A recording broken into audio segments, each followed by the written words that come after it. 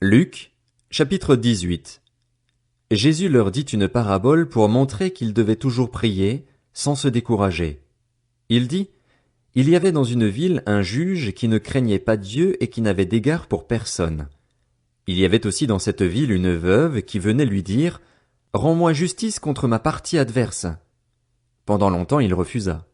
Mais ensuite il se dit, même si je ne crains pas Dieu et n'ai d'égard pour personne, puisque cette veuve me fatigue, je vais lui rendre justice afin qu'elle ne vienne pas sans cesse me déranger. Le Seigneur ajouta, écoutez ce que dit le juge injuste. Et Dieu ne fera-t-il pas justice à ceux qu'il a choisis et qui crient à lui jour et nuit? Les fera-t-il attendre? Je vous le dis, il leur fera rapidement justice. Mais, quand le Fils de l'homme viendra, trouvera-t-il la foi sur la terre? Il dit encore cette parabole à l'intention de certaines personnes qui étaient convaincues d'être justes et qui méprisaient les autres. Deux hommes montèrent au temple pour prier. L'un était un pharisien, l'autre un collecteur d'impôts. Le pharisien, debout, faisait cette prière en lui-même. Ô Dieu, je te remercie de ce que je ne suis pas comme les autres hommes, qui sont voleurs, injustes, adultères, ou même comme ce collecteur d'impôts. Je jeûne 2 fois par semaine et je donne la dîme de tous mes revenus. Le collecteur d'impôts, lui, se tenait à distance et n'osait même pas lever les yeux au ciel, mais il se frappait la poitrine en disant, Ô Dieu, aie pitié de moi, qui suis un pécheur. Je vous le dis, lorsque ce dernier descendit chez lui, il était considéré comme juste, mais pas le pharisien.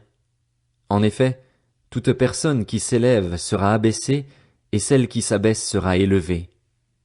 Des gens lui amenaient même de tout petits enfants afin qu'il les touche, mais les disciples, en voyant cela, leur firent des reproches.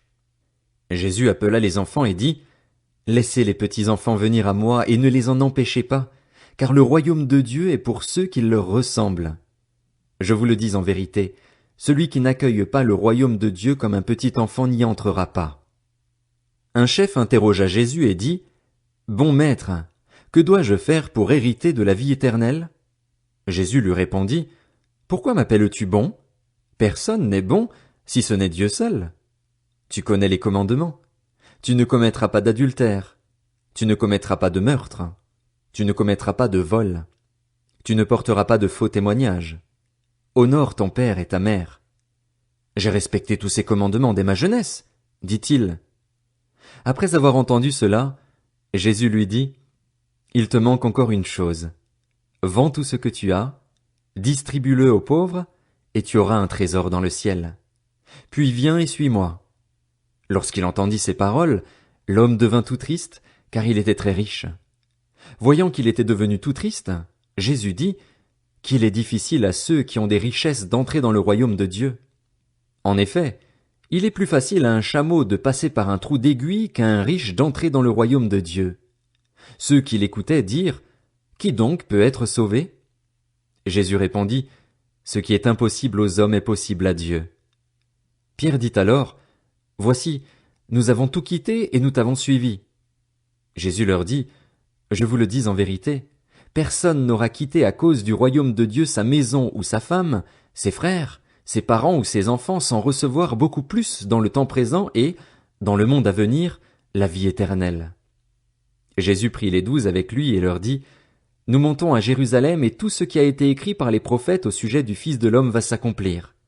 En effet, il sera livré aux non-juifs, on se moquera de lui, on l'insultera, on crachera sur lui et, après l'avoir fouetté, on le fera mourir.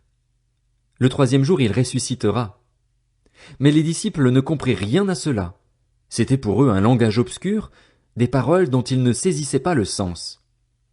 Comme Jésus était près de Jéricho, un aveugle était assis au bord du chemin et mendiait. Il entendit la foule passer et demanda ce qui se passait. On lui dit, C'est Jésus de Nazareth qui passe. Alors il cria, Jésus, fils de David, aie pitié de moi. Ceux qui marchaient devant le reprenaient pour le faire taire, mais il criait beaucoup plus fort, Fils de David, aie pitié de moi. Jésus s'arrêta et ordonna qu'on le lui amène. Quand il fut près de lui, il lui demanda, Que veux-tu que je fasse pour toi? Il répondit, Seigneur, que je retrouve la vue. Jésus lui dit, retrouve la vue, ta foi t'a sauvé. Il retrouva immédiatement la vue et suivit Jésus en célébrant la gloire de Dieu. Voyant cela, tout le peuple se mit à adresser des louanges à Dieu.